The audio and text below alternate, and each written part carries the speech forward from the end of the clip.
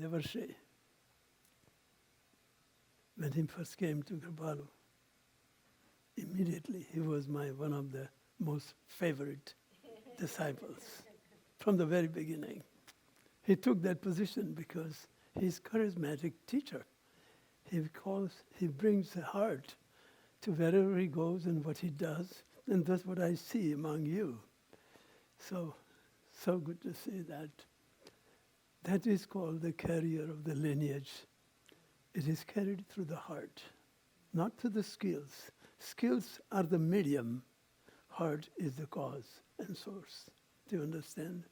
He's not only a skilled teacher, but a carrier of the heart of lineage. That you can feel the energetic transmission.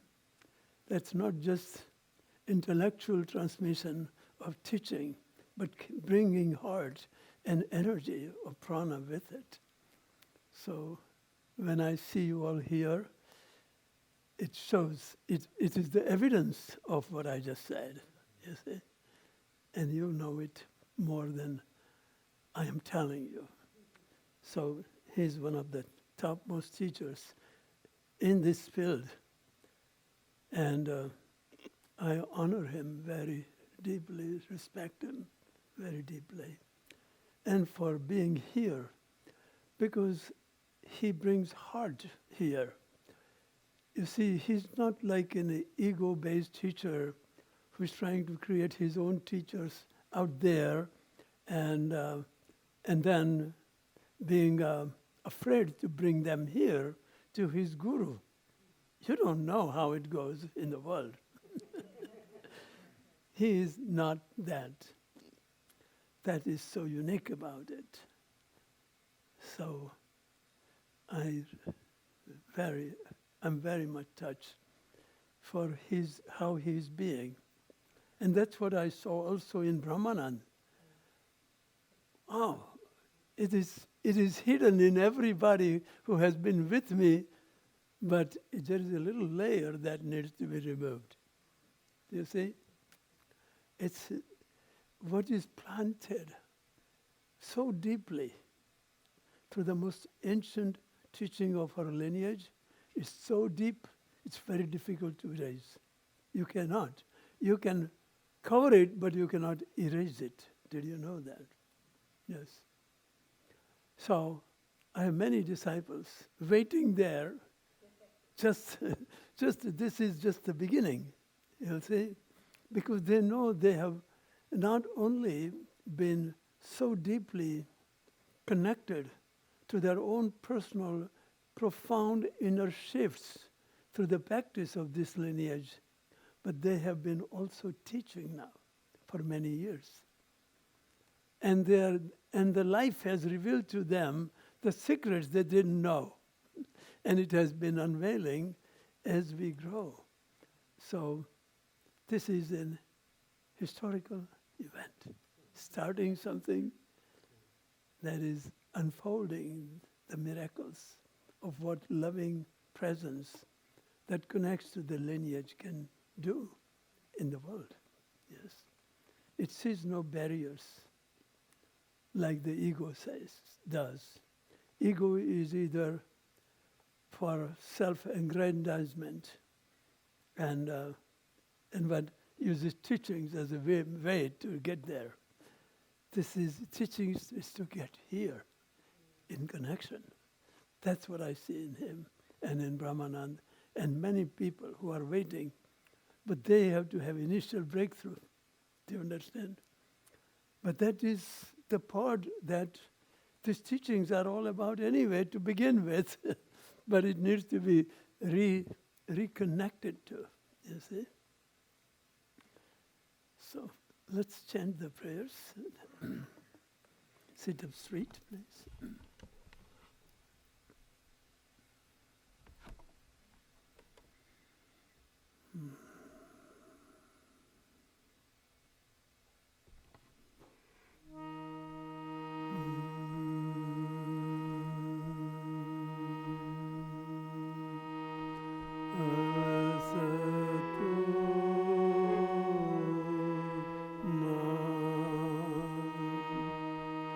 Sa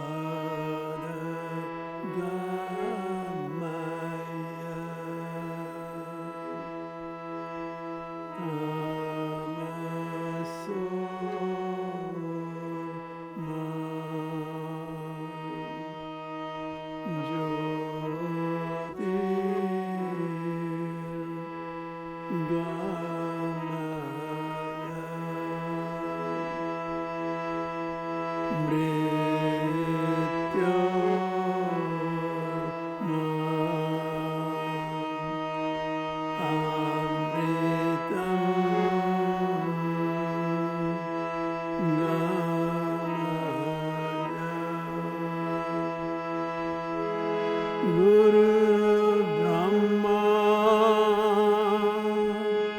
Guru Vishnu, Guru Deva, Maheshwara,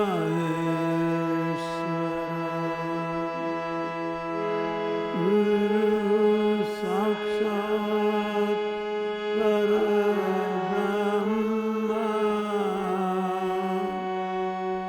Tasmai Shri Guruve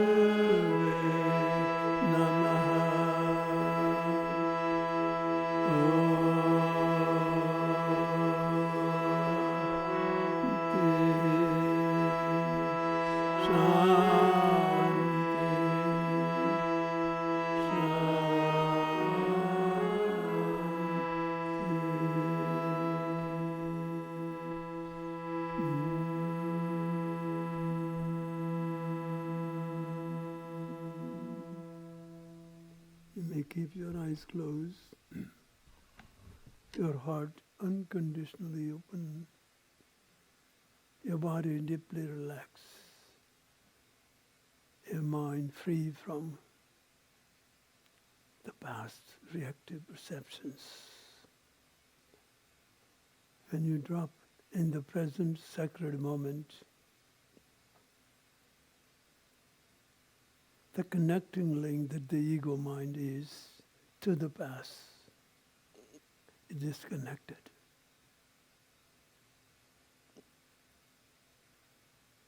You have dropped into the non-doing power of presence. You have created a shift from doing and becoming to non-doing being, the loving presence that you are.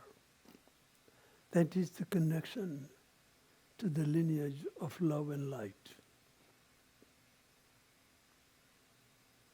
We use teachings as a medium, practices as a medium to return from making it happen to letting it happen. This is where prana kriyas happen. So prana represents non-doing being.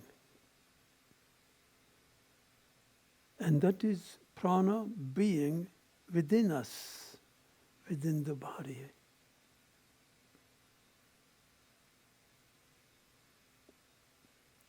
Allow yourself to drop into it. And the less you do to get there, more effortlessly you arrive into letting go.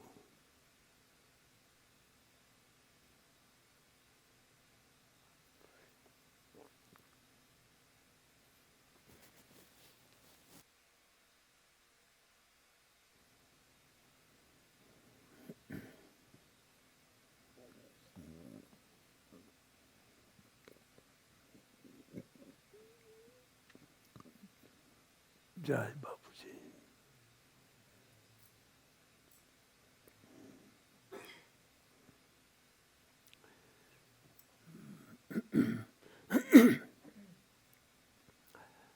You heard the prayers that we use at the beginning of any spiritual practice or discipline. It represents the purpose of the practice, that is spiritual. So what is spiritual practice and what is its purpose is defined as an intention in this prayer. It says, Asato ma sadgamaya, lead me from unreality to reality. Tamaso ma jyotir gamaya, lead me from darkness to light. Mrityur ma amritam gamaya, lead me from time-bound, body-bound, death consciousness to deathless being that I am. That is the purpose of practice of yoga. Then, how would you go there? Do you think just yoga postures and pranayams will get you there? How many people are practicing yoga postures and pranayams in the world today? And their suffering that is going on side by side in their love life, family life, work life is just not solved. That means internally they are living in separation, but they do not know how yoga can bring that separation into unification.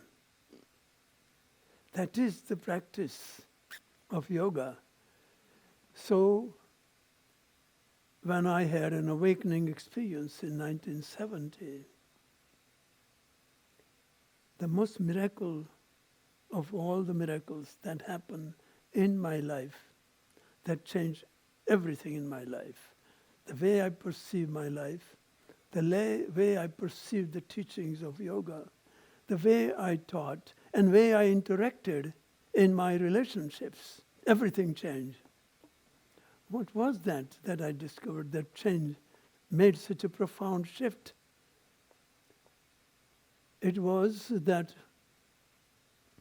there is a non-doing power of presence we call God. We call loving presence that already lives within each one of us. But we don't know that even exists.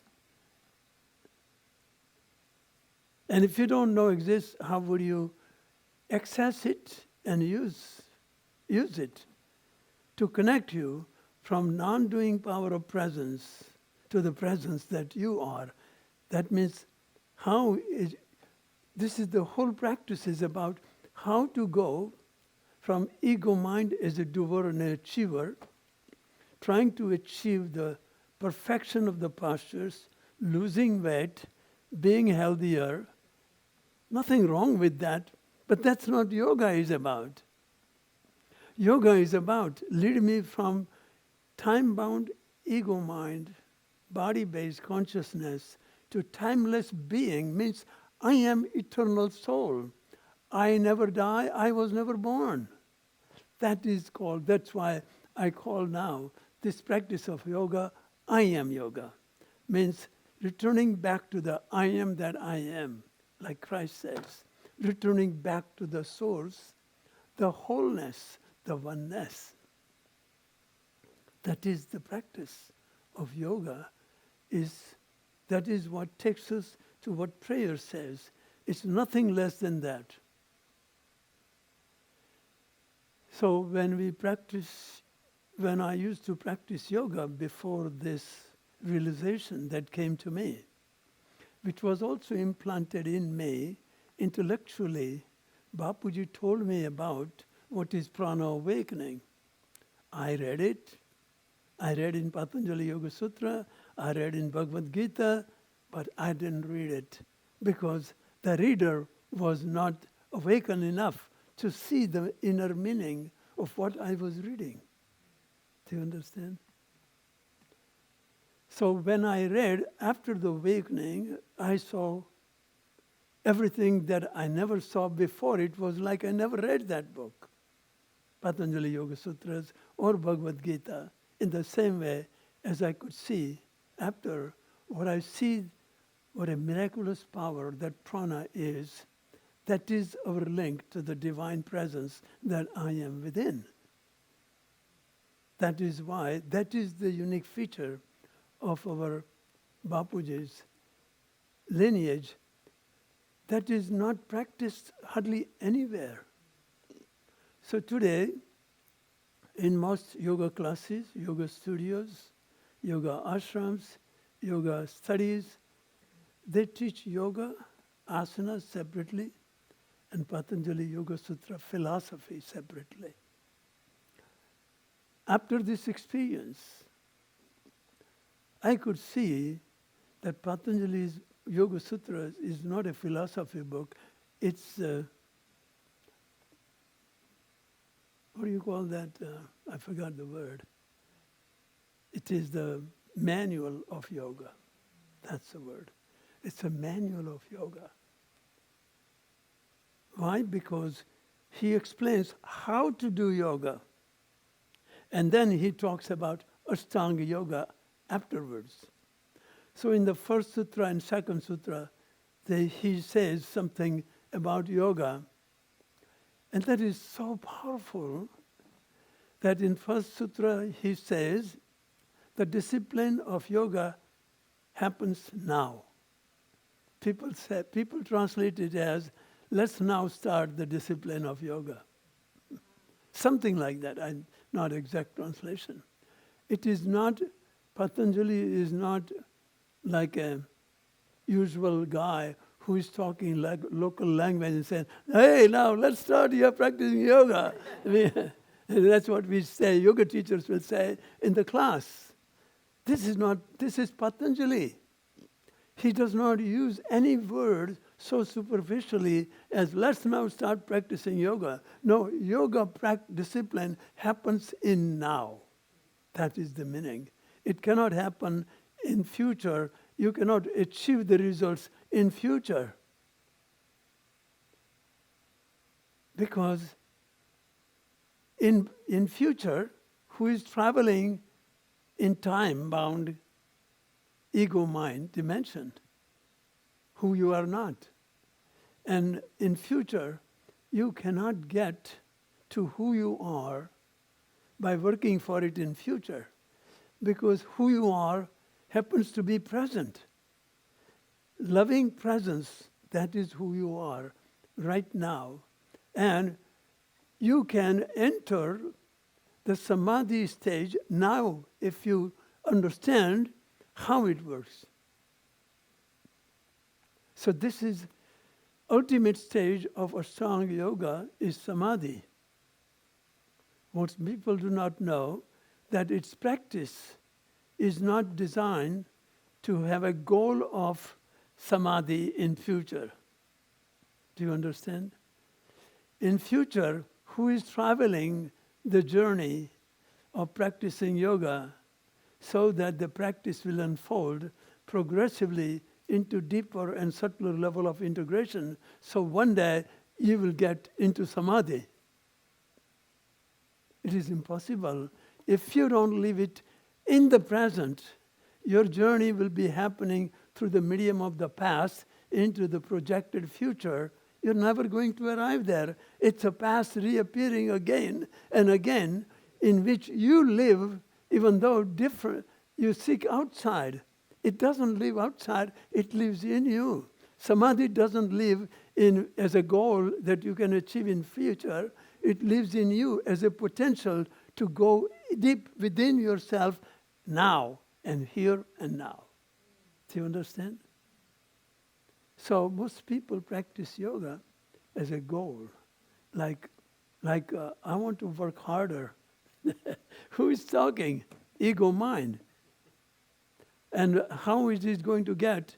And when the ego mind practices yoga in the form of physical discipline, ego mind will be, so externally you are practicing yoga asanas, and internally ego mind is that lives in a body image and self-image and self-concepts, is continuously commenting about what you are doing.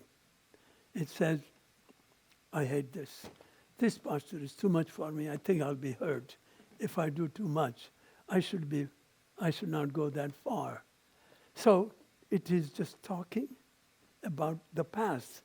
So if you were hurt somewhere doing some kind of a movement, so that memory of the past will be conducting the present posture, which has no value whatsoever.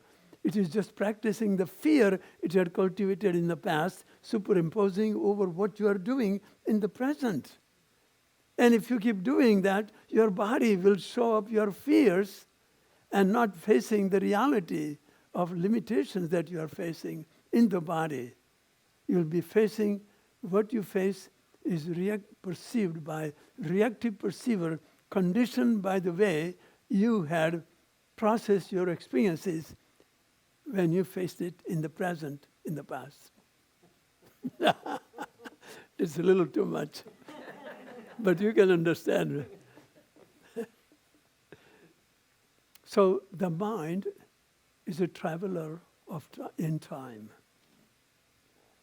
So, and you are timeless being. You are soul.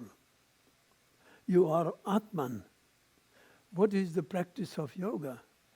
Practice of yoga means uniting Atman, the individual soul, with Paramatman, the cosmic soul. That is the definition of yoga. But you cannot unite with the cosmic soul if you are not in individual connection with individual soul. And ego mind is disassociated from the soul by traveling in the dimension of time, functioning in the reactively processed memories of old traumas, hurts, painful wounds, emotional wounds, and carrying it into protecting itself from what happened in the past. That's how it reacts to who or what is present. It doesn't see what is present. It only sees through superimposing its old experiences over the present, which are not there. So how can you solve the problem which is not there? Does it need solving? No, it doesn't need solving, but that's what your ego mind does. It thinks like that is the problem. My father who abused me in the past, or so-and-so who molested me in the past, or somebody, my ex-husband who took advantage of me in the past, those are memories. It doesn't mean it didn't happen. But it happened to whom? The survival of the body, the connection with the body. So it abused the body, but not you. Do you remember? So all those abuses, even though socially correct, and you should be upset about it, and obviously you make it wrong, and I'm not saying it is right. Please understand. It didn't happen it happened to the ego mind who is identified with the body, mind, and karmically created reactive perceptions.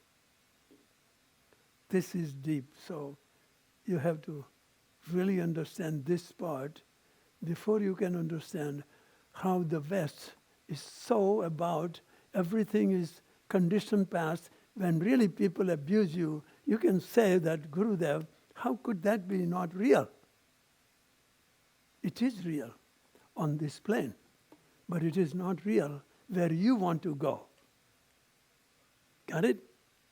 You are unconditioned, non-reactive, co-creative perceiver.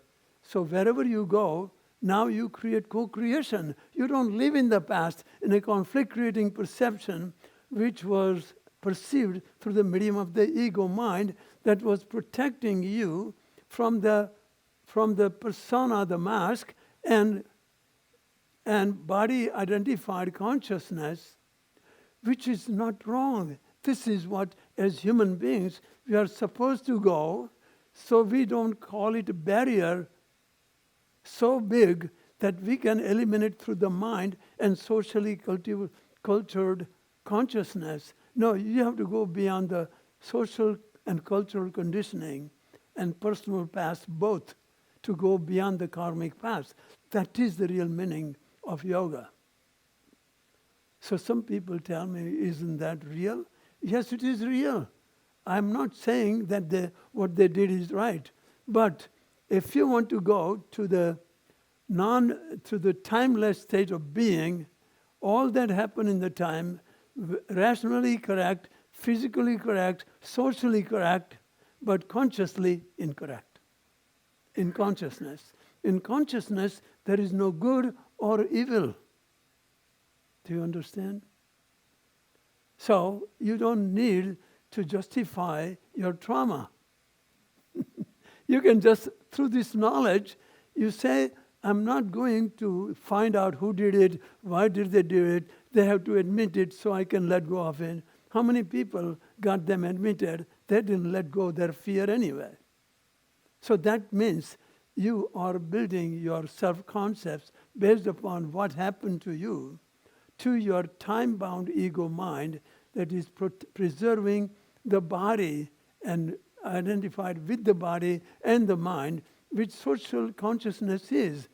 This is where 7.10 billion people on this planet, they are evolving through that consciousness which is identified with the body as myself, ego as myself, mind as myself, and all that happened to myself is me. You are not that. Those are your perceptions based on body identified consciousness, survival level consciousness. You are not survival level body mind consciousness that is afraid of dying. So that is consciousness you are. That is why the third line of the prayer, lead me from time-bound ego mind. What does that mean? Forget about trauma and they are not real. You can justify it if you want to live in the victim consciousness. You can do that. This is being free from being victim consciousness. Do you see how deep this is? That's what this yoga is about. Nobody can bind you. Nothing that happened in the past can bind you, no matter how well it is justified socially, culturally, with social consciousness. This is why I quoted the prayer first. So in prayer, you are going beyond the time-bound, body-bound consciousness. What is body-bound consciousness? Body-bound consciousness is attached to living and fear of death.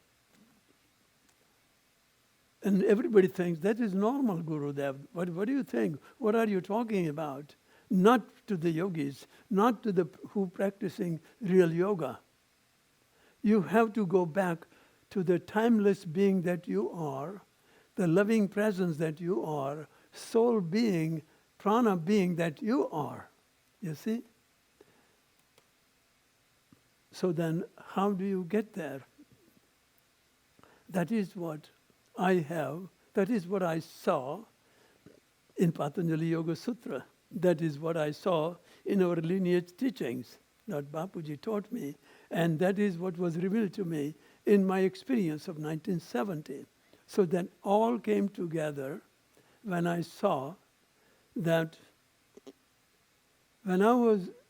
in my awakening experience, somehow, by the grace of the Guru and the Divine, I was drawn into meditative state where I wasn't doing the postures, and I found some other authority that I was never familiar with that was doing something through my body that I was never familiar. Like, is there something that can function through my body that I haven't created or superimposed on my body?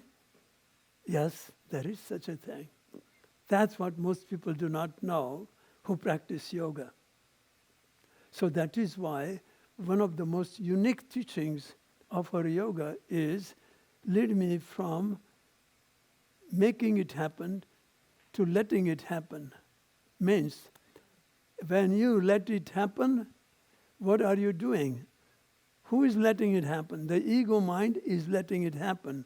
What is it that happens? That is prana-kriyas that are happening spontaneously, effortlessly, automatically, independent of your doing. Do you understand? That is the non-doing power of presence that you go to. It's very real. So most people, when they practice yoga, they even a spiritually based practice, they still practice as if God is outside.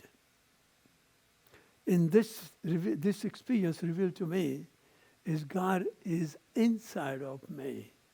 And that can initiate activities in my body through his own Shakti and create catharsis of all the karmic buildings that was bondages that were built into my biology energetically in the form of neuroglandular blockages, and energy meridians were blocked, and the mind, the memories, emotional memories that block you from seeing the reality that is present.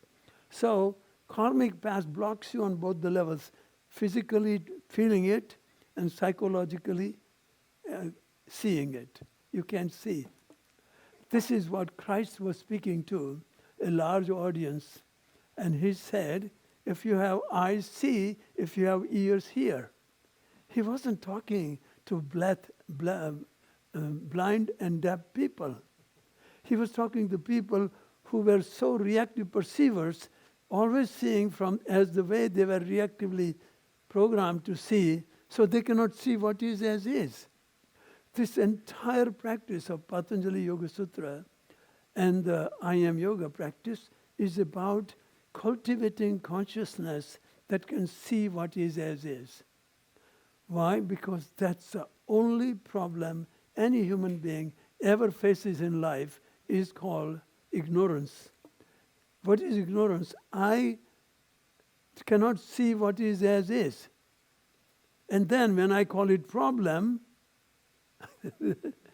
does that problem need solving? No, it doesn't exist. Or if I call it solution and I'm in love with somebody, that is also from you, seer. That person you love and you just thinking about everything comes from you. That's not in that person. But you can recreate it by manipulating your behavior. Then they say, I love you too. Oh, now you arrived. So this is mind-made situation. So this is prana awakening, that is our lineage, is adding a whole new dimension in the spiritual discipline of yoga that was never there in my teaching. But when I discovered that, then I called Kripalu Yoga meditation in motion. Why? Because Patanjali second sutra is about yoga, means witnessing the modifications of mind. Yoga chitta vritti nirodha. That means, that's all yoga is. That means meditation, you cannot enter any limb of yoga that Patanjali talks about, 8-limb yoga, without the meditation. That's what he's saying. You cannot enter asana, yama, niyama, pranayam, pratyahar without meditation. So, without meditation, how do you explain yama, practice of yamas and niyamas? I was practicing when I was very young. I met Bapuji. I was 16, 17, full of vitality and aspirations and devotion to Bapuji's teachings. And Bapuji taught just 3 things as a fundamental practice of spiritual domain. And he said brahmacharya. So ahar shuddhi means pure food, pure sattvic food in balance. Chitta shuddhi, purification of mind, and brahmacharya. Those were his 3 principles. He talked about it. He just never stopped talking about it. So guess what? I got excited about practicing brahmacharya. And out of these yamas and niyamas, I said, this is the best one to practice. Guess how long did it last? Not too long. So, who was practicing? The ego was practicing. So, when you practice any yama or niyama, you are supposed to fail, and it's part of the practice. But when ego is practicing, if I fail, I failed. But if I'm practicing through the medium of meditation, I feel okay. I let go. I didn't fail. This is the practice part of success and failure all along the way. But witnessing meditation gets you out of self-rejection and guilt. Do you understand? That is why I don't teach practice of yamas and niyamas in the traditional way it is. That doesn't mean it cannot be used as a fundamental, as connected with witnessing presence. When you succeed, you don't get excited. When you fail, you don't get depressed. Do you see the difference? That is what most people, when they practice yoga without meditation, or yamas and niyamas without meditation, they feel guilty. They get upset. They get depressed. They are a failure. You are not failure. Who failed is your ego mind. That's what you are practicing. So you can go back to your consciousness. Do you understand? So meditation means success and failure that appears to be success and failure to ego mind, that is connected to your self-concepts, conceptual understanding of who I am and who I am not. Just you have to be away from it, and only witnessing presence can do that. So in the practice of then yamas and niyamas, you can't practice without meditation. This is not available. Otherwise, ego mind practices and then gets excited about success and depressed about failure. That means ego mind is doing it for its own enhancement. You're not doing it for the spirit. If you're doing for the spirit, you just let go of success and failure. For me and against me, I failed and I succeed. That's what in Bhagavad Gita, Krishna explains when Arjuna is asking, what is the yogi like? He's equal-minded in ups and downs, success and failure. That's the definition. And you cannot do that without meditation as an integral part of the discipline. Do you see? So many people practice in a popular approach to the practice of yoga. They are practicing asanas as yoga. And then, so for most people, asanas is yoga. That's it. They don't think about anything else. So they're putting all their attention on the technique of how to do it, so that how not to hurt, what posture has what benefit. Am I saying it's wrong? No, that's perfectly fine for that stage.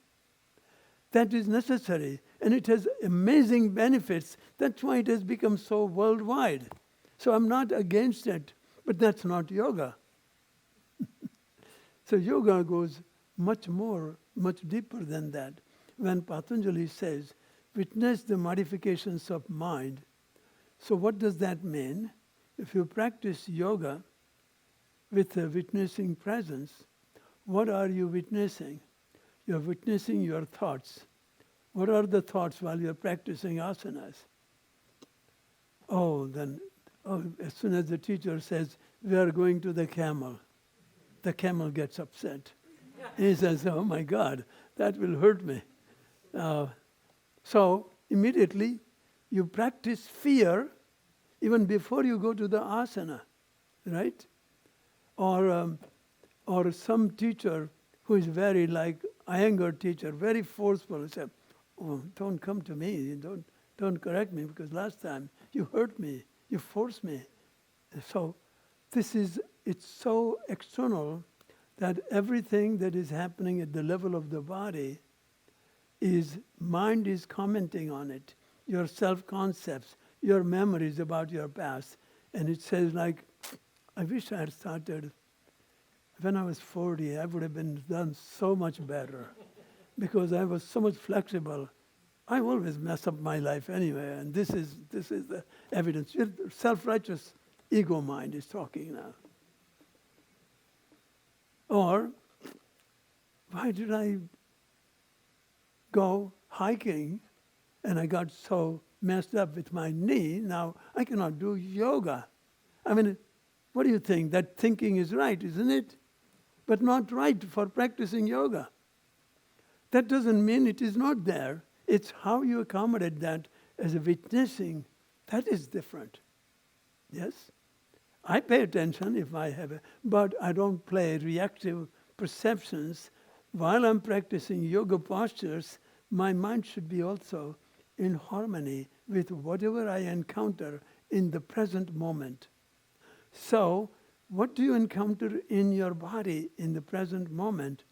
You are actually practicing yoga postures, so in your body, when the edge appears, some stiffness appears, and joint stiffness or tightness of muscles, you are doing yoga to see that, so that you witness that experience rather than engage into fight or flight reaction, which is done by the ego mind.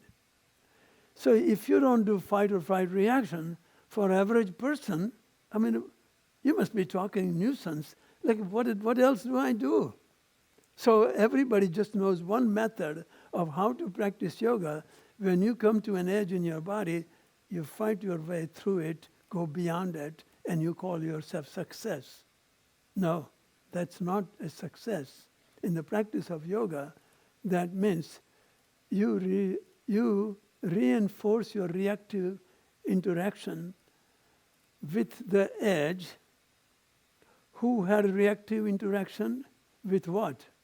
Ego mind had a reactive interaction with the edge in the body that was induced by the ego mind itself. So ego mind is fighting its own creation.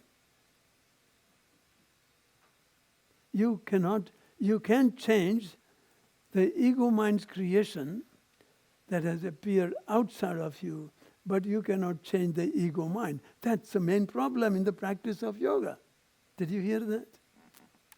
So ego mind is the cause, and edge that appears in the body is the effect. So the ego mind is the cause and effect. Do you understand? So ego mind fights with its own creation, and lives on and hijacks the real energy to feed itself for its own sustenance and survival. This is insane. I mean, people do that all the time, every time they face the edge. But in their love life, family life, work life, or social life, the edge, because this is all yoga of the world. So your life reveals your edge, because it is who does it fight as an edge. Like when you have any problem in your love life, family life, work life, or social life, any problem that you see out there coming from them is coming from you. This is edgy ego mind. It goes no matter where you go, what you do, or who you are with. So, if you are separated from the source loving presence within, everywhere you go, everything you do, everyone you are with, you will create the same separation from who or what is present as you are separated from the presence within. That is what you practice on yoga mat all the time. And then you cultivate the whole consciousness as to how to go from the edgy ego mind that is fighting with its own creation. And in life also, you are not fighting with the person, the loved one, your father, your mother, your children. You're not fighting with them. Your ego mind, the edgy ego mind, is fighting with them and seeing edge there when it is all here in the eye of a seer. Do you understand? Does it make sense? When you just get this much, your whole life will go through change. Whole life. Not just one part of it. And then you have lost your weight. And you are ready to go in summer in a bathing suit to the ocean. And you are so attractive. You will find some insane guy who will be attracted to you too. Because of the just slim body, you think you're getting right guy? You must be out of your mind, which you are, if you are going that way. So that is very superficial, but that is how the Western culture has been so created in identification with the body and mind so heavily that the scriptures have told the truth about going beyond body-mind, and Christ taught that, and many other teachers have realized that, but they haven't built it into the lifestyle and inner understanding so much that it is also coming through psychology, psychotherapy, and self-healing processes. It is not there. Thus, we are creating a whole new system of empowering ourselves to do everything that ego mind depends on, changing everything outside so you grow and you are happy. That's a basic distinction between the two. You are not out to change the people to make yourself happy. I call it social worker consciousness.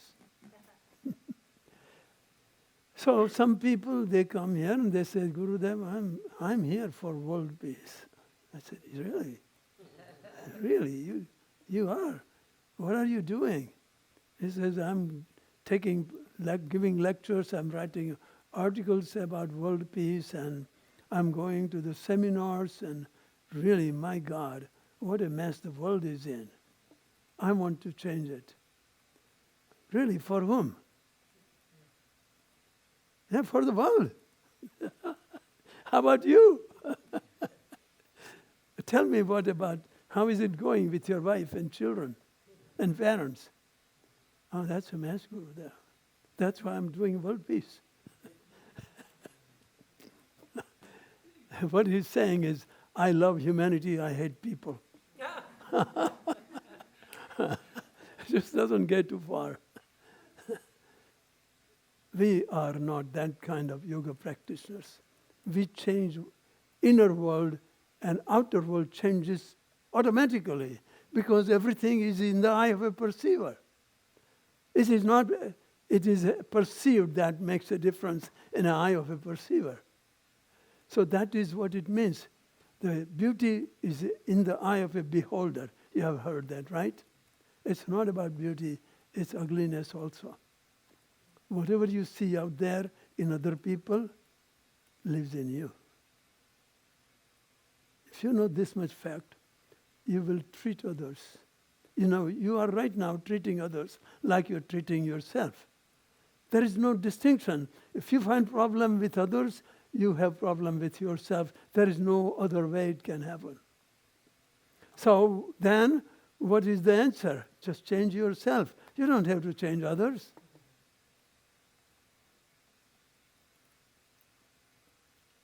So this is so fundamental that I want you to know this is the real authentic teachings of our lineage, how to go from doer, the ego mind, that functions in the dimension of time and darkness and identification with body and mind, to go to the truth, the light, and the eternal soul that I am. That is the practice. And if anything less than that, the ego mind doesn't go. When your practice is guided by your ego mind, which always is, if you are just practicing yoga as a physical discipline, who is conducting the discipline? Ego mind. But what is the difference? We are going to the witnessing presence that Patanjali says. Yoga means witnessing the modifications mind. That means going beyond body and mind. So we bring balance and co-creative interaction with body and mind only if you go beyond it. But this meditation, these techniques were not used in the West for many. It's recently coming up. And that too not applied in a proper way, including yoga. Do you see? So So people practice meditations. One time I was at Kripalu and somebody who was very upset with Maharishi came to me and he was telling what a mess he was creating. So he was upset with him. And he was also, I said, how long are you practicing meditation? He says, a long time. Maharishi introduced me to it. I said, you haven't seen this. You do not know that everything that you find problems in Maharishi lives in you. And meditation, the way you were using, never really revealed that to you. That's what meditation reveals. So he was practicing meditation as meditation when he would go through the Maharishi's technique of witnessing his thoughts and connection with breath or whatever technique. He would go, his body will relax, his breath will calm down, his mind will slow down, and he will enter the meditative, relaxed stage. And then he will get the benefit of relaxation. But there was no change in consciousness. Therefore, he was getting the benefit of relaxation. Here you are changing consciousness. Every time as you to go into meditation, you are changing your reactive perceiver, the doer and achiever, into non-reactive, co-creative interaction with your body and mind. Do you understand? This is very different.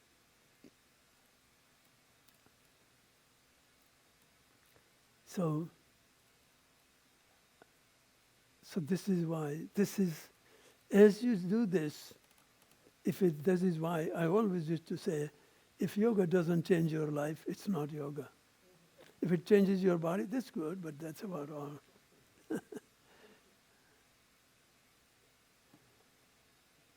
Okay, now you have, if you want any questions, you have.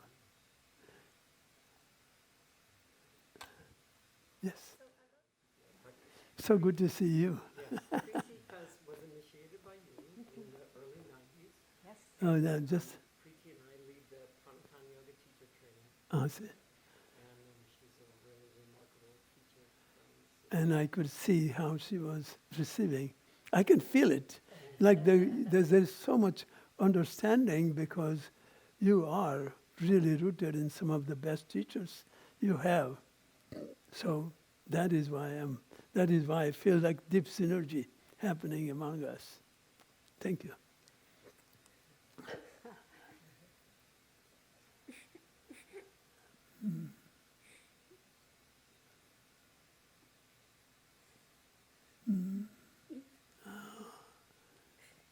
I didn't expect this. I'm sorry. Thank you. I sat here. I'm going to be 60. This isn't working, by the way. If you wanted to be. Is that... no, I think I don't see the light.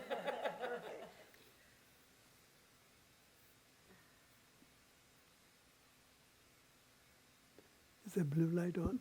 It is. Oh, good. Ah, She has a magic in her hand. she is magic. She graduated from our teacher I know, training. she's so Yes, excited yes. about having you all here. I know. Because she just talks about you also. She's so touched. She's Thank an you. extraordinary woman. So, I'm sorry, I'm struck because I sat here when I was 25 with you. When you were first came, you were 25? Yes, and I'm 60 now. Wow. How old were you when you came? 20 or 21. See, when you come young, you are more teachable. Otherwise, you are already set in your habits and concepts and belief systems and self-image rigidly. It's very difficult. I went to Bapuji at the age of 16. 16, right. Right. So sooner you come This is not late, by the way. So it's not late, because when you wake up, that's the morning, okay? Oh, I love that. I love that. So I'm just struck by, with such deep appreciation for how the community and your teachings guided this young lost girl, and how I remember my very first yoga class. I had actually a spiritual awakening in the main chapel.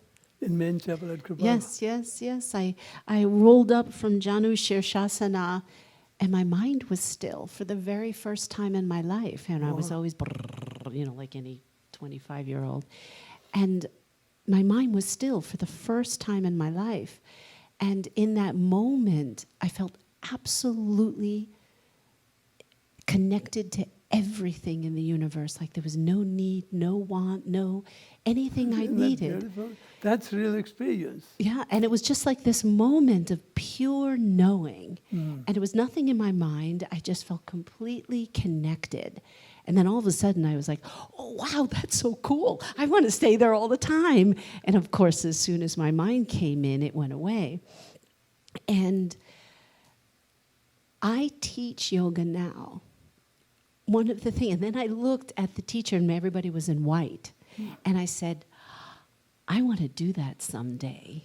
When you came to Kripalu. Right. No, but after that experience, Right. because I wanted to create an atmosphere in my yoga classes so that somebody can wake up for that one moment and realize who they are, that pure consciousness. Then they can continue to anything. go. But if you don't know experientially, it's all conceptual. Exactly. And I had the experience before I even knew intellectually what it was. Right. And so I teach yoga now, hoping and trying to create the container of consciousness and love. That's what you and Devarshi are doing. That's why you are going for it. You haven't stopped. No. I'm so happy for that. Never, ever. But it's so that is my reason for, and then I said, well, I've got to figure out what this was. Of course, my head wanted to figure it out, and then became very much devoted to this path, realizing that this was my path. So just sitting here with you with such gratitude, such deep gratitude, and thinking of all the people that I've touched as a result of being touched by you and the community and Babaji, and even my parents became disciples. Really? Yes. And my grandmother sat at your feet. Oh my God, that's My amazing. old Jewish grandmother going, so what's with this? Look at all these people. And you were so kind and gracious to her. And One time, I was at Kripalu, and some Jewish guy came, and he started telling. He says, "Who are you? Who's this guy? Why are these people bowing down to him? I'm not going to do that." Next day he comes. Something happened. In spite of that kind of view, he came back. I came on the stage, bowed down to me, and he says, "I bow to you." Something changed. Yes. In that perception, it was energetic shift. Yes. He could see that I wasn't what he perceived. Yes. Some dominating personality who was controlling them and abusing them and taking advantage of them. He saw that. Yes. That might have been Preeti's father. No, actually, my father was the one prostrating. We were like, Dad, get up. But my question is to you, and thank you for creating and also a house of Babaji, his purity, his love, his joy, his childishness, his brilliance. And I know that you've gone through so much and the community has gone through so much, but when you look at things in hindsight, you know that everything happens for a reason. And the independence and the bringing back to the Satguru, was an important journey for me. Absolutely. And then be able to come into the place of, of trust of my own Satguru and then come back to my guru. So thank you. But my question was, when you were talking about the distinction of meditation, and you can have a meditation practice and feel that essence of get the benefits simply, but not simply, of relaxation, as opposed to connection to an altering consciousness. So Right, right. that's a very interesting distinction, Yeah, because for me, I haven't seen that distinction Yeah. among many, many meditators. like you think you're meditating, but you are fully relaxed, which is a beautiful benefit for this society. that is a benefit. Right, beautiful benefit. But just wondering when that, as a teacher, asking you for verbalization, I love the words that you use, is that to verbally begin to explain, except it has to be experiential, that distinction as far as technique. Okay, so let me explain if I'm not being clear. So there's the technique of a mantra or focus on a candle, tratak, or just focusing on the breath, which people need that gateway in order to still the mind even just a little bit, and then allow the shoulders to relax and the body to soften. And that you were saying that the benefits kind of stop there. Right. But how do you articulate the crossover, if you will, as to how you can teach one to go through that gateway first? So first the body does have to relax, so you can find that presence. Right. And then what is the articulation to then open the door to the deeper levels That's a beautiful, of consciousness? beautiful question as a teacher. Yeah. So this is what I had to do all the time, because this is what I was explaining, how to create a shift from doing to non-doing presence. So doer is ego mind, non-doing is consciousness. So how do you, meditation is supposed to do that, but in sitting meditation, you go there. This is called moving meditation. Means you are learning how to be in meditative interaction with no matter where you go, what you do, or who you are with. So you are learning, that is called meditation in action, meditation in motion. That is active relaxation. So people relax while they are meditating, but how to relax actively when you are interacting with yourself, other, or the world. That is called meditation in motion. So you are connected to the source, which means your prana. You are not dominating your ego mind that is dominating your body. So you are suppressing prana and in action with ego mind in your daily life situations. This is what I found in my meditation in motion experience. So I was movement.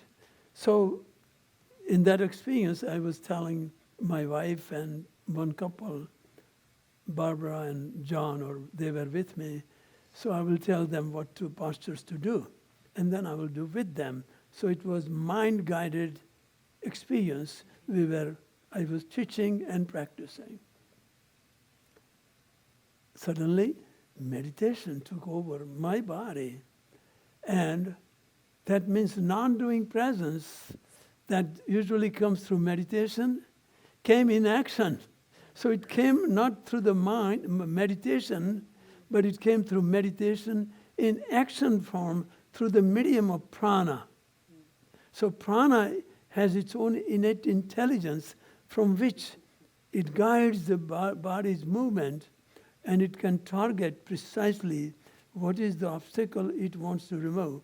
It designs the movement, it designs the breath, it designs the locks, it designs all different things with its own innate intelligence and goes precisely to that block and dismantles it. Because prana knows that, but ego mind that guides the prana, then ego mind doesn't know that. Therefore, ego mind comes from the familiar past, which knows nothing about the inner dimension of the pranic intelligence.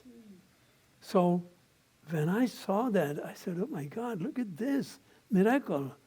And it prioritizes internally which block it wants to attack. It just like, it knows what is the block, what asana to design, and it designs its own asana. So it's through that pure, that that pure presence to become a vehicle for the pranic intelligence to move through the block. Right, So that you have to means- get out of your ego in order for Right. that. When and your ego is removed, presence is taking charge of the body so that's and the prana. practice, is Yes, removing the that's ego. called non-doing presence. Actually, that was the experience of God working in my body, through my body. And I will give them more explanations about how that works tomorrow. I will work on that. to So there's explain. that surrender. Right. And it works in your body through a subconscious energy field. And I will explain that tomorrow.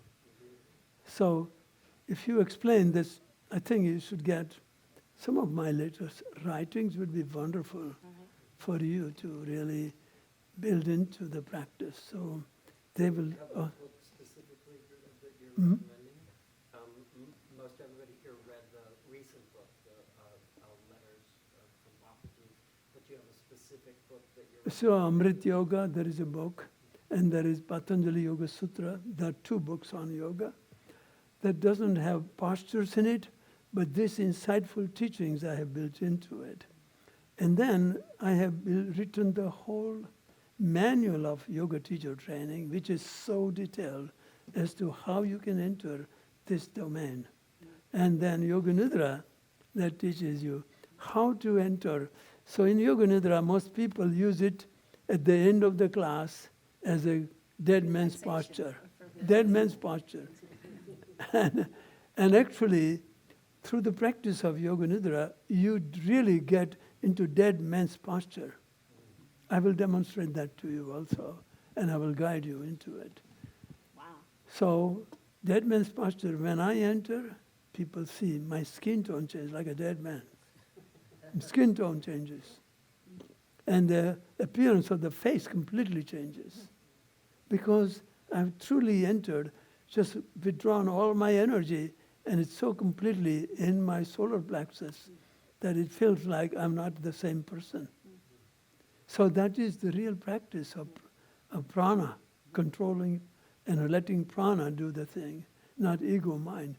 So Yoga Nidra, what is the difference is that I teach them how to use the unique techniques that I built into the practice of Yoga Nidra to enter into meditative state. Buddha, when he taught meditative techniques, the people were not suffering from the attention deficit disorder like today. So those techniques does not access easily the meditative state. So I have added some new techniques for entry into the meditative Yoga Nidra phase. Almost anybody can enter like a Zen master, like that. But that is guided, and then they understand, they live in their life also. So that's why when I live in harmony with co-creation, with everything I do, everywhere I go, everyone I'm with, my energy is not abusively used to be in conflict with others, which is conflict in me also. You see? Therefore, if the inner healer, prana shakti, is carrying out the inner self-balancing, self-healing, homeostatic processes automatically, and you get healthier. Well, you look great. Huh? Right? Yes. And I'm not a traditional yogi. Thank you. So I even go to gym. Yesterday I went to gym and I came back and I had done weightlifting. This is weightlifting yogi too. I do yoga, I practice life in life, and I do that also.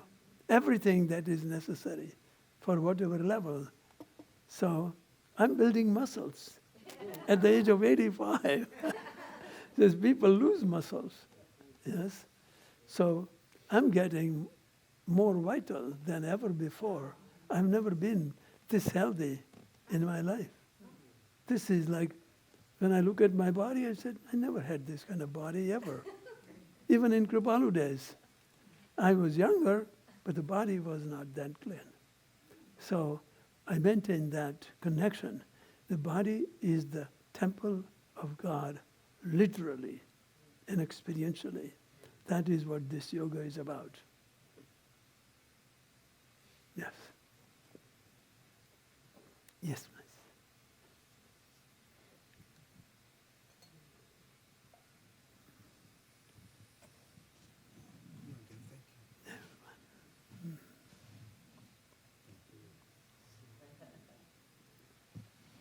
Gurudev, this is Darshan. Darshan has been part of our Acharya program. Mm. India and I started, and this program started over almost 2 years ago. This is our You started that about 3 years ago. Yeah, well, the first one, with the Chippadari was a part of, with Vidya and myself, was 7 years ago now? 2001.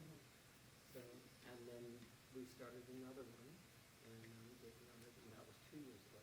How nice. 12 people. I would say every one of you should get into that program. No, really, I mean it. Because that is what real yoga is.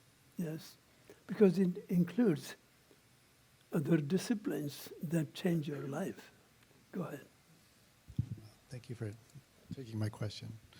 Gurudev, you spoke a little bit ago about ego and ego creating conflict. I wonder if it's the way to sort of keep ego entertained throughout the day, to have conflict.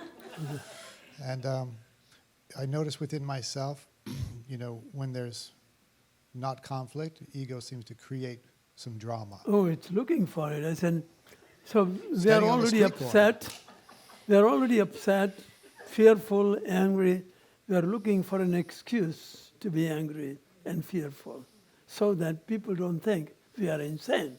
So people think you are normal because you have a reason to get upset. Ego is so clever. And cute, too, sometimes. My question is, recently my wondering is, how do I be honest with myself? This is a very beautiful question, and there is a direct way to see it, is that if you want to truly see yourself, anything your reactive perceiver says about yourself, other, or the world, ditch it. Let go. And that means simultaneously seeing yourself. Because that's not the self that is looking at it. That the reactive perceiver, your ego mind, is looking at yourself, other, and the world, and you believe that is real. That's not real. That is, ego self is blind to the reality. That is why this prayer was written more than 6,000 years ago. In the Vedas, lead me from unreality to reality. Ego mind lives in the unreality of self-created, distorted perceptions of reality. So when you let go, what is already always present resurfaces and shows up. That's who you are.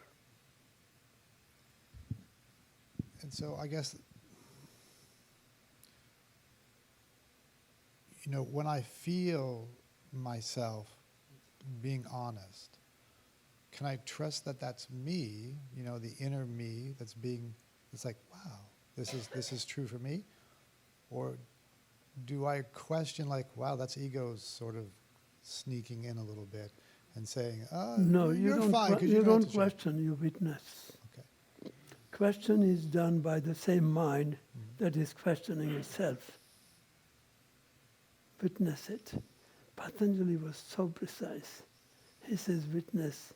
You cannot kill ego, neither can you judge ego, because that judge is ego itself. Yeah. Well, and I guess that's what I was hearing you say earlier about the conflict that ego brings up, and that's why I was curious about, if I know I'm honest, how do I know I'm honest? Is it because it's easy or because it's hard? Is it because I feel Tell me specific situation. Well, for instance, if I notice the relationship I'm not in is not working, but I don't know if I'm being codependent, or like if I'm not wanting to be in it because I'm afraid, or if I'm not wanting to be in it because it's not right. Have you done similar things before? Yes, God, I have. May I just do some rosary work, please?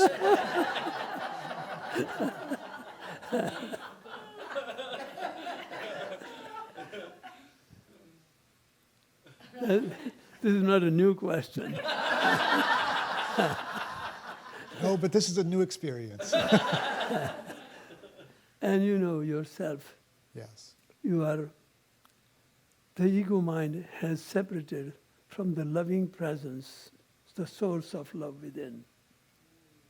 And it is looking for outside.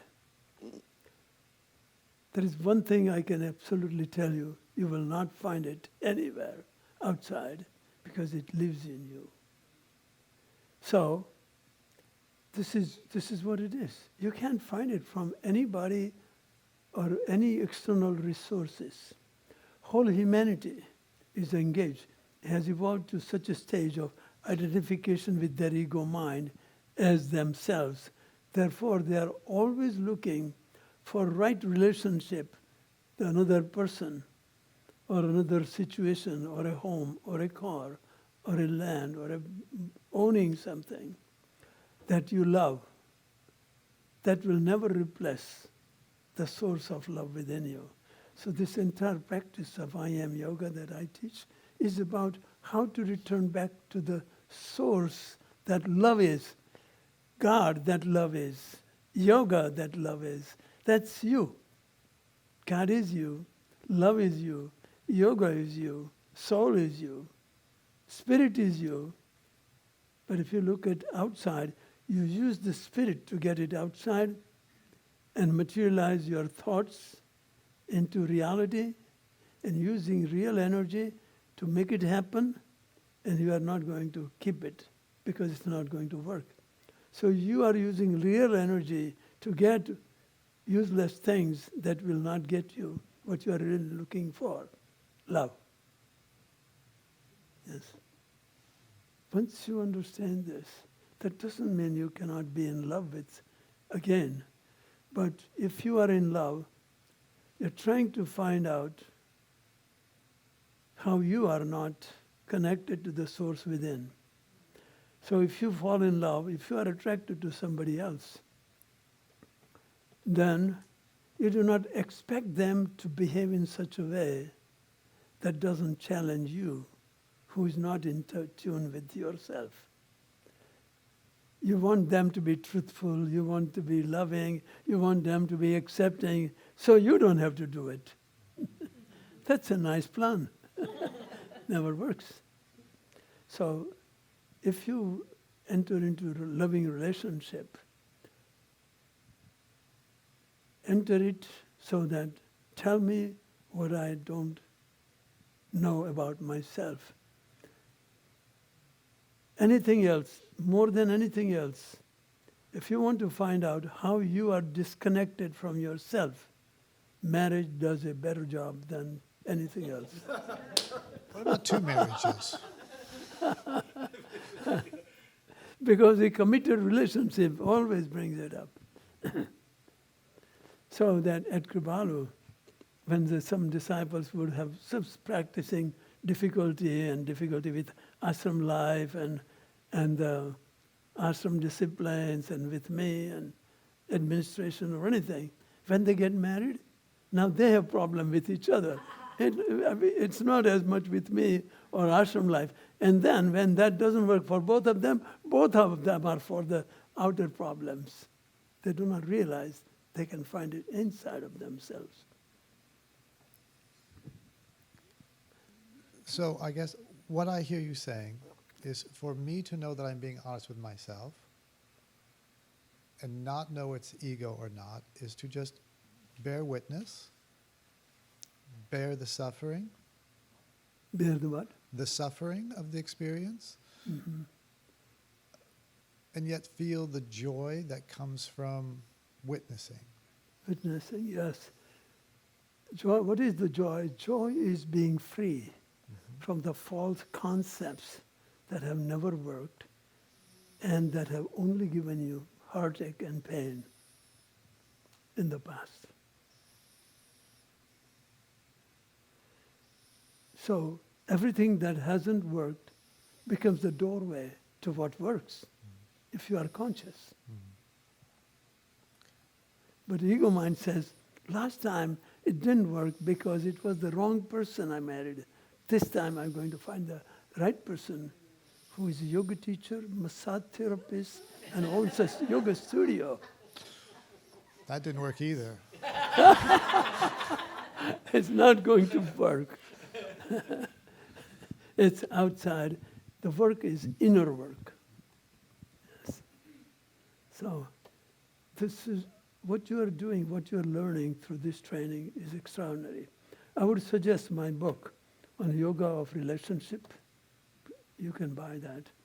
And it has won, in 5 book festivals, it has won award. That book has, in 5 book festivals, in internationally even, because it shows something so different than usual that people look for relationships and they can't get it. So it has very unusual ideas. It was written such a long time ago. So I still feel like, even though it is so good, I said, it needs a lot of corrections, but it will work for you. Yeah, really, lately I'm writing so much about relationships that you are asking about. It blows my own mind. I said, wow, where does this come from? It's so unique and original. This is what happens when you have prana awakening or kundalini awakening experience. You download from intuition something that you have never learned before. It comes directly. Same thing, when prana kriyas happen, you are downloading from something that you have never done before, that was never possible. Do you understand? That's the meaning. Yes. Thank you. Yes, please. So I'm just going to continue to do this. This is Narayan, and Narayan also is in the Acharya program. He owns a wonderful yoga studio called Roots to Wings Oh, wonderful. in Massachusetts. In Massachusetts. Wonderful to have you too. Right? Because you are reaching a lot of people through that beautiful work. And as you go into the inner dimension of yoga, which I call this is the inner dimension of yoga, people practice outer dimension on a physical level, and they miss it altogether. So do you see the difference in what I'm talking about? Thank you for sharing. Please.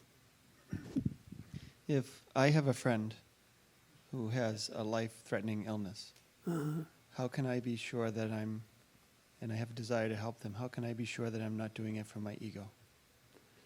That means when you know what body goes through,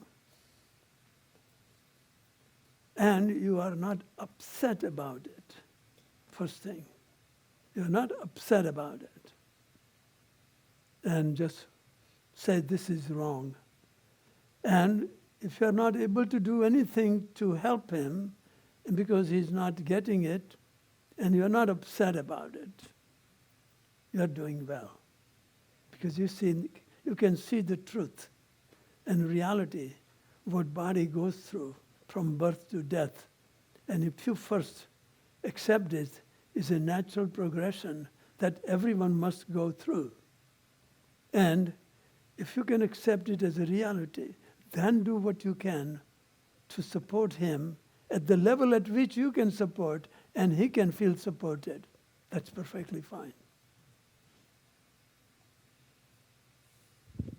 So what is the best way to love that person? First of all, pray for him In other words, in your meditation, just pray for him. Because supporting him, once somebody has already caught into the habitual karmic consequences of how they have lived all their life, it is very difficult to change them. Like if you are having some simple problem and I say, change your diet, you would have really hard time. Or wake up in the morning and do yoga, you would have a hard time. So you have to accept that fact that they may not change. I have that family situation in all my brothers and all my sisters and all that. My brother and myself, my brother is also yogi. And we just look at them and I say, how they're messing up their life. Almost every one of them, knee operations. They're eating wrong food, getting obese, they can't even walk. Or we can't do anything.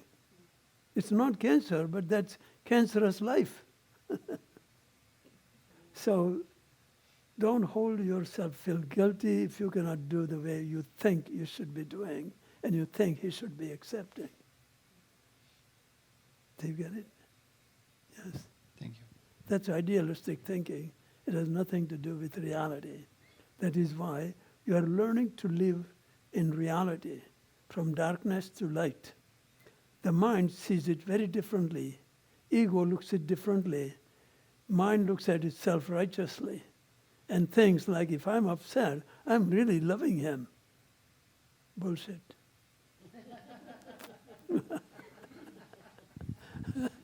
I wanted to intentionally use that word. Because then you really get it. Does it make sense? I mean, yes. That is inner work. That takes inner work. Otherwise, many people, they think they are so loving because they are so upset about what is happening in Nevada, in Reno. Somebody killed 57 people and 500 and more injured. So how do you look at it? We'll talk about it. Thank you for sharing. Yes.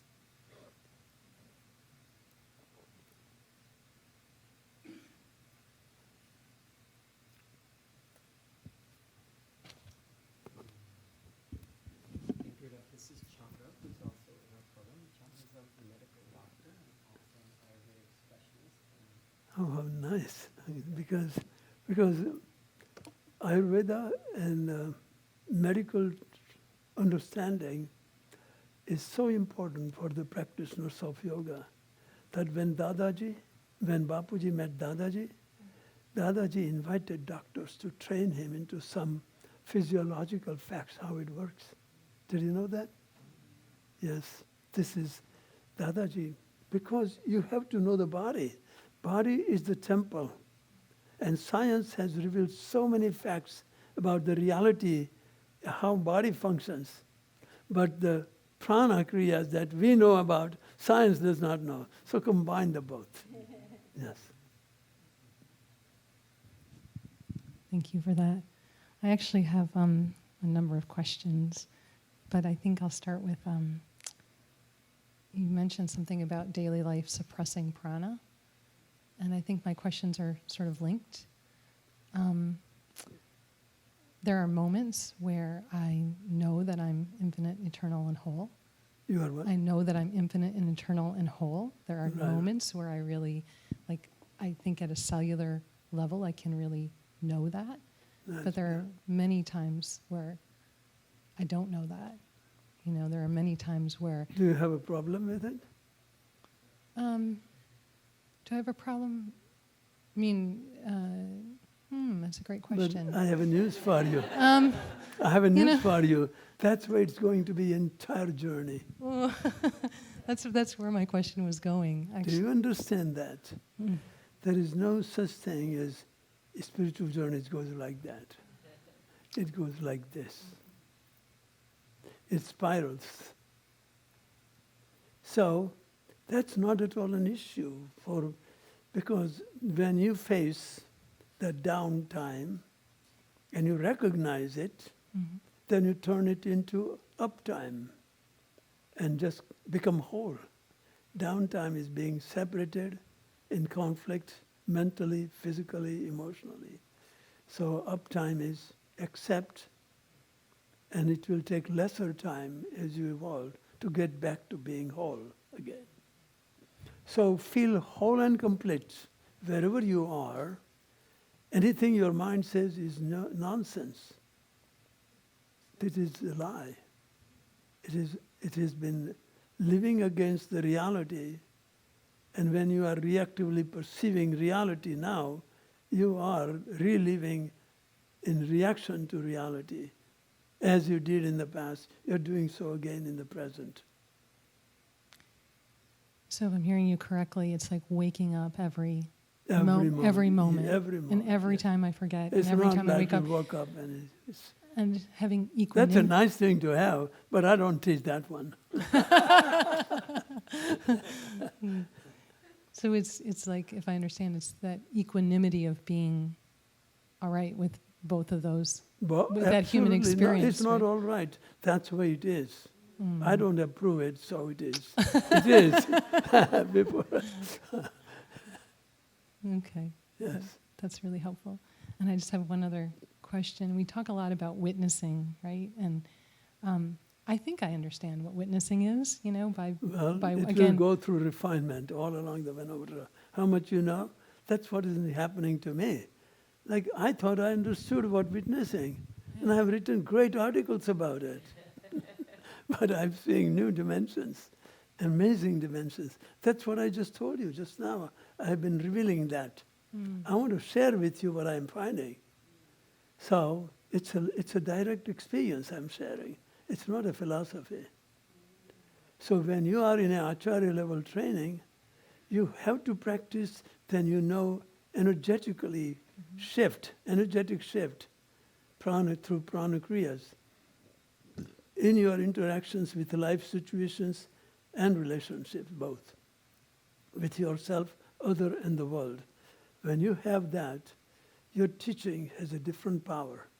It has a penetrating impact on listener, because it's not the words, but the prana goes with it, that penetrates the usually superficial shields that people bring to themselves. And it always works. I have seen that miracles all the time. Yes. Thank you. And then it doesn't work also. But it doesn't work and it works. That's how it works. It will not like if it works and it works and works. It's no such thing as ever. Because it doesn't work, it works. If it works, it is in reference to what it didn't work. And that is the humanity level. It doesn't work and it works. Animals do not have any such thing going on in their life. This didn't work, so I'll make it work differently.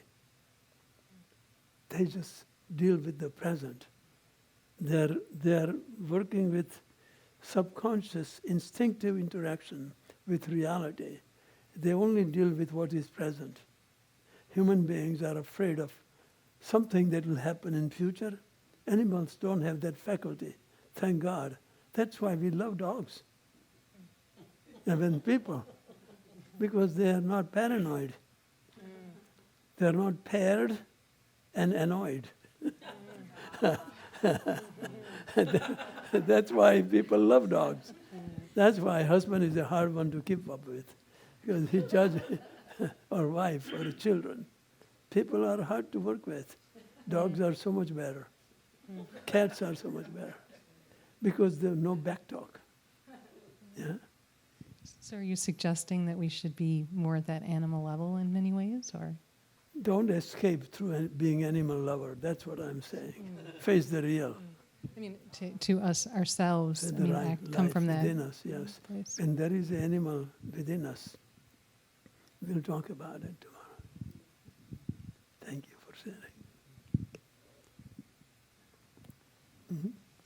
Let's chant a little bit, huh?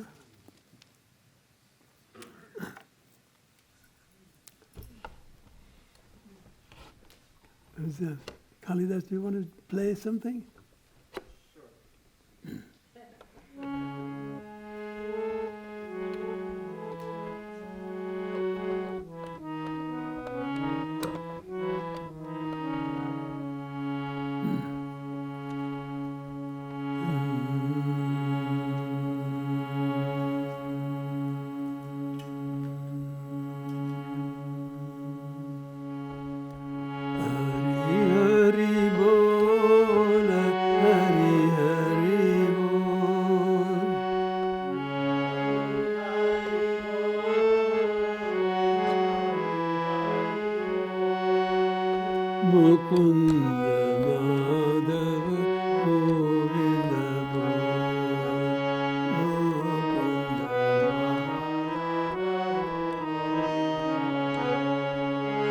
Hari Hari Hari Hari Hari Hari Bol.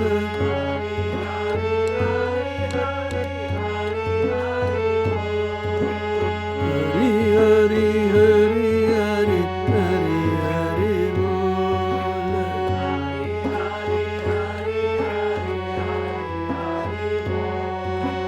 Mukunda Madhava Govinda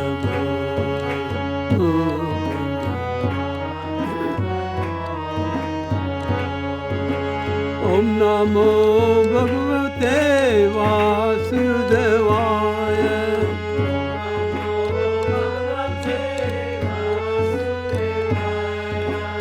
Om Namo Bhagavate Vasudevaya.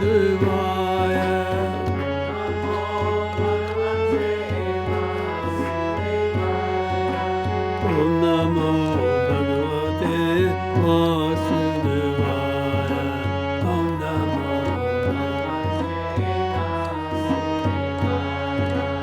Om Namo Bhagavate Vasudevaya.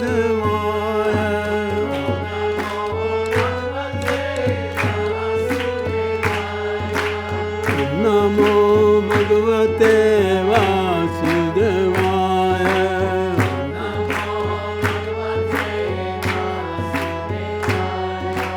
Om Namo Bhagavate Vasudevaya. Om Namo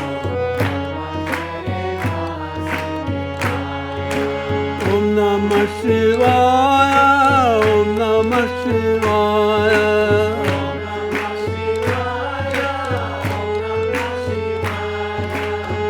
Namah Shivaya. Om Namah Shivaya.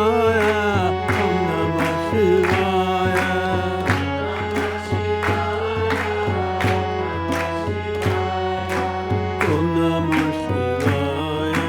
Om Namah Shivaya. Om Namah Shivaya.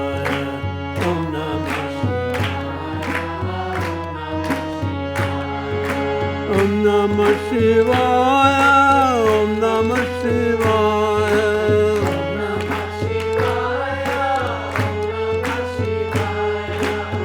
Namah Shivaya. Om Namah Shivaya.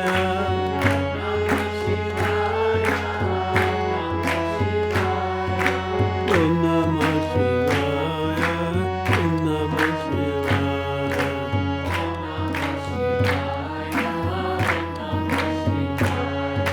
Shivaya Namah. Om Namah Shivaya.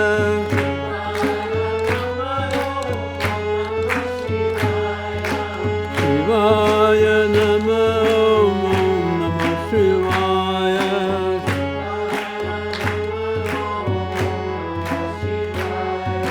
Shivaya Namah.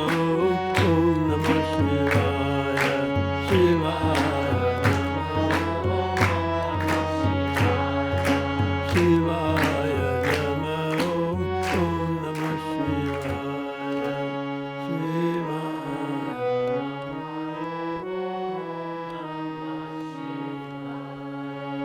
Continuous Om.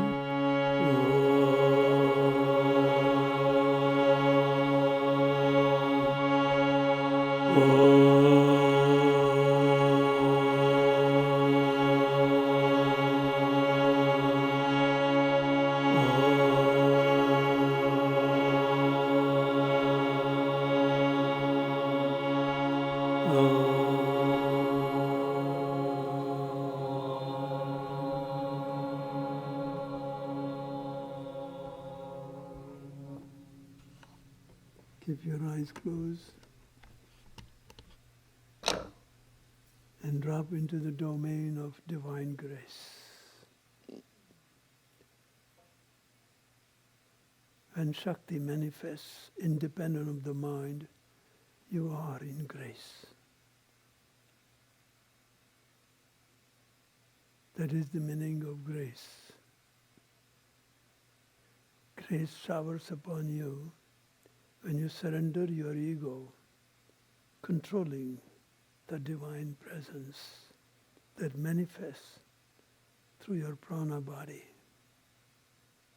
and prana being.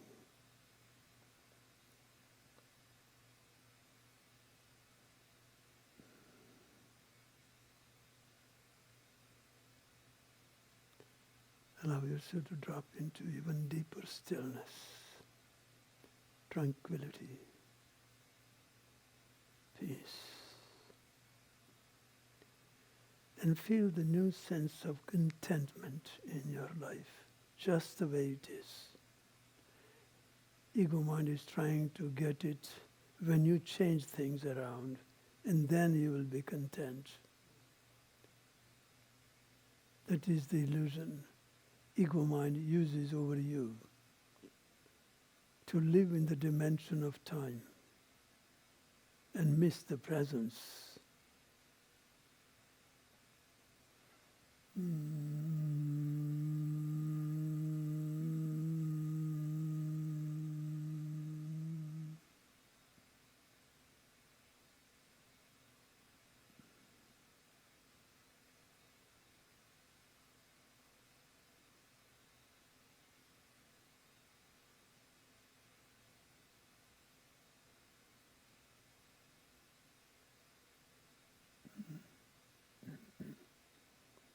Jai Bapuji.